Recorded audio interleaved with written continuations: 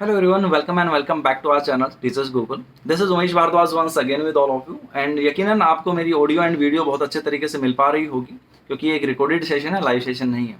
Live session में अभी भी कुछ ग्लिच आ रहा था तो उसको डिसकंटिन्यू कर दिया, रिकॉर्डेड में कंटिन्यू किया गया। स्टार्ट कर लेते हैं चीज़ें। एक सीक्वेंस रहेगा PRT, TGT, PGT, LDC and Das grade 2। ठीक है, स्टार्ट करते हैं। बहुत ज़्यादा डिफरेंस नहीं रहेगा आपका लाइव सेशन में और रिकॉर्डेड सेशन में। सिर्फ इतनी बात है कि लाइव में आपकी लाइव चैट साथ साथ मिल जाती थी, आपको स्पॉन्टेनियसली रिप्लाई मिल जाता था। लेकिन कहीं ना कहीं अच्छी बात ये रहेगी कि एक थोड़े टाइम में टू द पॉइंट इन्फॉर्मेशन आपके साथ शेयर कर दी जाएगी और आपकी शिकायत भी कहीं ना कहीं दूर हो जाएगी कि बहुत लंबी चौड़ी वीडियो हो जाती थी, पूरा एक पता नहीं क्या बोलते थे आप, बट एनीवेज एपिसोड, हाँ, कि पूरा एपिसोड चल जाता था। एनीवे स्टार्ट करते हैं चीज़ें। सबसे पहले बात करते हैं पीआरटी की। ओके, तो पीआरटी में सैडली आपका एग्जामिनेशंस इस साल आपको देखने को नहीं मिलेगा। कारण क्या है? कारण है कि डीओई में भी प्रमोशंस चल रहे हैं और एमसीडी में भी प्रमोशंस चल रहे हैं। एमसीडी में जो प्रमोशंस के लिए ईडोजियर फाइल कर रहे हैं उसका लास्ट डेट है 7 अक्टूबर 2024। उसके बाद आपकी डॉक्यूमेंट्स की स्क्रूटनी होगी, एलिजिबिलिटी लिस्ट आएंगी, उसके बाद फाइल्स रेडी होंगी, कुछ न्यू सीट्स वैकेंट होंगी। समझ रहे हैं? सेम चीज़ें डीओई में प्राइमरी को लेकर हो रही हैं, है ना? तो प्राइमरी से टीजीटी में जिनका प्रमोशंस हो रहा है, इसकी एक अच्छी बात भी है।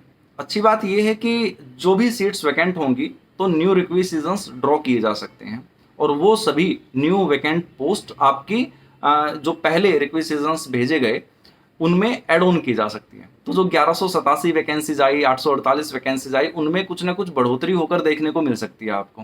ओके, इसकी अच्छी बात ये है। कब तक होगा एग्जामिनेशंस? अब अगले साल जाने की उम्मीद है तो अब मार्च अप्रैल तक तो आप उम्मीद कर ही सकते हैं। बाकी तो अपनी प्रिपरेशन कंटिन्यू रखिए। ये नहीं है कि 5-6 महीने काफ़ी होते नहीं है, जहाँ तक है ना, एक नॉर्मल केस की अगर बात करें तो। नेक्स्ट है टीजीटी। टीजीटी में अगर बात करें एग्जामिनेशंस को लेकर तो सबसे पहले ड्राफ्ट वाले बता देता हूँ। TGT Sanskrit, TGT English, TGT physical education and LDC. TGT physical education होने की उम्मीद बिल्कुल भी नहीं है। TGT drawing and TGT Sanskrit होने की बिल्कुल उम्मीद है। साथ ही साथ एलडीसी प्रायोरिटी पर है। ठीक है, तो ये तो हो गए जो एग्जामिनेशंस होने के चांसेस मैक्सिमम है। उसके बाद जो एग्जामिनेशंस नहीं होंगे, बाकी जितने भी बच गए वो नहीं होंगे। टीजीटी, एसएसटी, नेचो साइंस, मैथ्स, हिंदी वगैरह, है ना, या कोई और भी होगा तो। उसके अलावा कुछ एक एग्जामिनेशंस, पीजीटी के 2 एग्जामिनेशंस हैं, हो सकते हैं, जिसमें पीजीटी ईवीजीसी ना होने की उम्मीद ज़्यादा है। ओके, उसके अलावा टीजीटी की एज रिलैक्सेशन को लेकर बात करता हूँ। फीमेल एज रिलैक्सेशन मिलेगा। कुल मिलाकर कहने का मतलब टीजीटी में फीमेल्स के लिए अपर एज लिमिट 40 की रहेगी। ओके, और लेकिन वो कैसे आई, कहाँ से आई, कब रिफ्लेक्ट होगी, वो एक अलग मैटर है, उसमें नहीं घुसेंगे।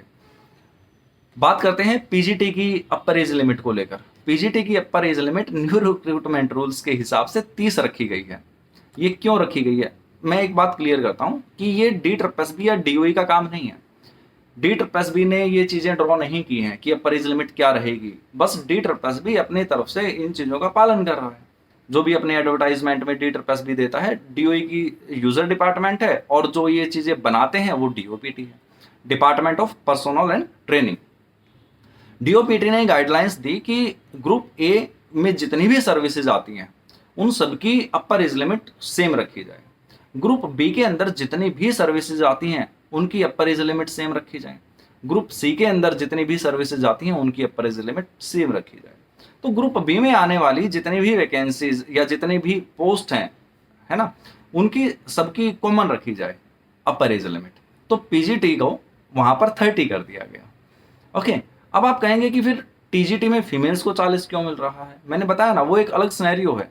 टीजीटी में फीमेल्स को 40 सिर्फ इसलिए रखा गया क्योंकि एक कमेटी का गठन हुआ जिसमें बोला गया कि हम टीचिंग में या एजुकेशन के अंदर फीमेल्स का इन्वॉल्वमेंट ज़्यादा चाहते हैं या फीमेल्स को प्रमोट करना चाहते हैं। वो कब होगा? जब उनको चांसेस ज़्यादा मिलेंगे। चांसेस कब ज़्यादा मिलेंगे? जब अपर एज लिमिट ज़्यादा रखी जाएगी। इसीलिए वहाँ पर 10 ईयर का एज रिलैक्सेशन दिया गया था। ठीक है, तो वो एक अलग स्नैरियो था और उसी के ग्राउंड पर वो चीज़ें चल रही थी और वो कंटिन्यू रहेंगी कहीं ना कहीं अभी भी। ओके, तो पीजीटी में अपर age limit new recruitment rule के हिसाब से 30 तय की गई है, वही आपके गैजेट में आई है। अब डिपार्टमेंट, यूजर डिपार्टमेंट अगर चाहे चैलेंज करना या एक रिलैक्सेशन लेना, तो वो स्पेशल केस बनाकर डीओपीटी में अपनी रिकमेंडेशन दे सकता है, जिसके ग्राउंड पर डीओपीटी एक रिलैक्सेशन दे सकता है पीजीटी को लेकर, दैट्स इट। उसके अलावा और कुछ नहीं हो सकता।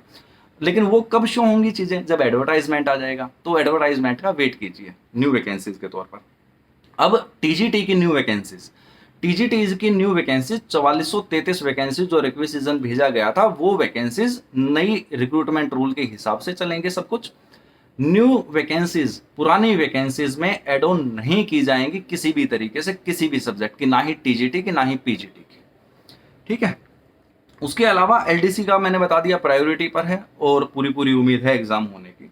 दास ग्रेड 2 का एग्जाम ना ही अभी होगा और ना ही उसकी वैकेंसीज आएंगी, ठीक है। तो उसका तो अभी मामला खटाई में चल रहा है कुल मिलाकर। अब बात करता हूं फायर ऑपरेटर की। तो उसके लिए आपकी जो एग्जामिनेशन कह ले, एग्जामिनेशन तो क्या, अभी तो नंबर ऑफ वैकेंसीज आपकी ट्रांसपोर्ट, फायर के अंदर ट्रांसपोर्ट डिपार्टमेंट जो है उसकी कुछ वैकेंसीज ड्रॉ हो गई थी, आनी थी, रिलीज नहीं हो पाई। मुझे नहीं पता क्या कारण है क्या नहीं है, बट हाँ बहुत से बच्चे पूछते हैं कई बार, तो बताना लाजमी है। उसके अलावा जो कैंडिडेट्स नर्सिंग को लेकर पूछ रहे थे शायद, या कुछ एक और डिपार्टमेंट था यार, स्किप हो गया मेरे माइंड से। एनीवेज कमेंट सेक्शन में बता देना यार, थोड़ा आ जाएगा याद, और जो भी रिलेवेंट कमेंट होंगे ना मैं उनका आंसर करूंगा अभी, ओके। तो इन्फॉर्मेशन के तौर पर बात की जाए तो ये इन्फॉर्मेशन थी। पीआरटी की बात हो गई, उसमें आपका एज रिलैक्सेशन वाला कोई रूल नहीं है। कैटेगरी वाइज जो एज रिलैक्सेशन हैं ओबीसी एससी एसटी के हिसाब से वो आपके एज इट इज रहेंगे। ईडब्ल्यूएस में कोई एज रिलैक्सेशन नहीं है, यूआर में भी कोई एज रिलैक्सेशन नहीं है। टीजीटी में ओबीसी एससी एसटी के हिसाब से जो एज रिलैक्सेशन है वो एज इट इज रहेगा। फीमेल्स को जो एज रिलैक्सेशन है वो मिलेगा, अपर एज लिमिट उनकी 40 की रहेगी। पीजीटी के अंदर न्यू रिक्रूटमेंट रूल में 30 की अपर एज लिमिट रखी गई है। उसमें डीओपीटी के पास से अगर फाइल आ जाती है डन होकर, तो वहां पर भी रिलैक्सेशन मिल जाएगा। वो चीजें आपको एडवर्टाइजमेंट में नजर आएंगी। उसके अलावा एलडीसी का बता दिया, एग्जामिनेशन होने के मैक्सिमम चांसेस हैं। साथ साथ TGT Sanskrit, TGT drawing and TGT English के। टीजीटी इंग्लिश का मैं फिर भी थोड़ा सा डिलेमा में हूँ, लेकिन हाँ बाकी सभी एग्जामिनेशंस हो जाएंगे, उम्मीद है। अच्छा, ये शेड्यूल कब तक आ जाएगा जो एग्जामिनेशंस होने का है, या दिसंबर वाला स्लॉट है? मेरे हिसाब से दिवाली से पहले आपको खुशखबरी मिल जानी चाहिए, ओके। कुछ बच्चे अभी भी कह रहे हैं कि एग्जामिनेशन आगे हो जाए क्योंकि उनकी तैयारी नहीं है। तो सीधी सी बात है, देखिए अगर आज के डेट में एग्जामिनेशन हो जाएगा ना, तो किसी के लिए फायदा है किसी के लिए नुकसान। तो एक पर्टिकुलर सिचुएशन हर किसी इंसान के लिए अलग अलग मैटर करती है, अलग अलग वैल्यू रखती है, अलग अलग हिसाब से हर कोई देखता है। तो जिसके लिए जिस भी तरीके से, क्योंकि ये आप चेंज तो कर नहीं सकते, डिपार्टमेंट आपकी सिचुएशन के हिसाब से आपसे पूछ कर तो ना ही पेपर करवाने वाला, ना ही एडवर्टाइजमेंट रिलीज करने वाला, ना ही रिलैक्सेशन देने वाला किसी पर्टिकुलर के ग्राउंड पर, ठीक है। तो कुल मिलाकर कहने का मतलब ये है कि जिस भी तरीके से चीजें आ जाएं, अगर आपको लगता है कि आप एक्सेप्ट कर सकते हो और चेंज वगैरह नहीं कर सकते, तो अब उसके हिसाब से एक्सेप्ट कर कर चीज़ें आगे बढ़ाइए, अपनी तैयारी रखिए, पॉलिश कीजिए, मॉक टेस्ट लगाइए, प्रिपरेशन कंटिन्यू रखिए, डिसिप्लिन रखिए, कंसिस्टेंसी बनाकर रखिए, ठीक है। तभी चीज़ें हो पाएंगी।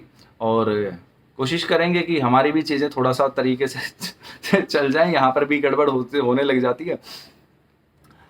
बस यही थी इन्फॉर्मेशन, मेरे हिसाब से 8-10 मिनट के अंदर ख़त्म हो गई है। जी हाँ बिल्कुल, 9 ही मिनट हुए हैं, तो मैंने जल्दी जल्दी और सफाचट कर दिया है सब कुछ। और आप बता दीजिएगा ये रिकॉर्डेड सेशन का कैसा एक्सपीरियंस रहा। मुझे भी थोड़ा सा इंटरेक्शन करने में अजीब लग ही रहा है, खैर। बट एनीवेज, जो भी रिलेवेंट कमेंट होंगे मैं एज सुन एज पॉसिबल उसका रिप्लाई कर दूंगा। That's all for today from my side. This was Umesh Bhardwaj signing off. Do whatever you want to do, try to be whatever you want to be my lovely friends. And बस यही है कि मौके का फ़ायदा उठाइए। अगर चीज़ें डिले हो रही हैं तो लीनियंट मत होना, लेज़ी मत होना, करते रहो चीज़ें, चाहे थोड़े टाइम के लिए करो लेकिन टच में रहो। एक मॉक टेस्ट के तौर पर ही चीज़ें लगा लो कि भाई मॉक टेस्ट भी अगर एक भी लगा लोगे ना हफ्ते में, या हफ्ते में 2 भी लगा लोगे, तो गो थ्रू हो जाओगे पूरे सिलेबस से। और पूरे सिलेबस से गो थ्रू होने का मतलब है कि आपको ये पता चलता रहेगा कि कहाँ पर आपकी स्ट्रेंथ चल रही है और कहाँ पर आपकी वीकनेसेस चल रही हैं। रिवीजन में ले आओगे चीज़ों को थोड़ा अच्छे तरीके से, ओके। पार्ट 1 पर थोड़ा सा बहुत अच्छे से फोकस कीजिए, है ना। कि स्ट्रॉन्ग हो जाए, क्योंकि पार्ट 2 में ज़्यादा नहीं खेल सकते। ओके, चलिए जैसा भी रहेगा करते रहिए, एंड हम मिलते हैं होपफुली लाइव सेशन में। तब तक के लिए ख्याल रखिए, खुश रहिए, बाय बाय, टेक केयर।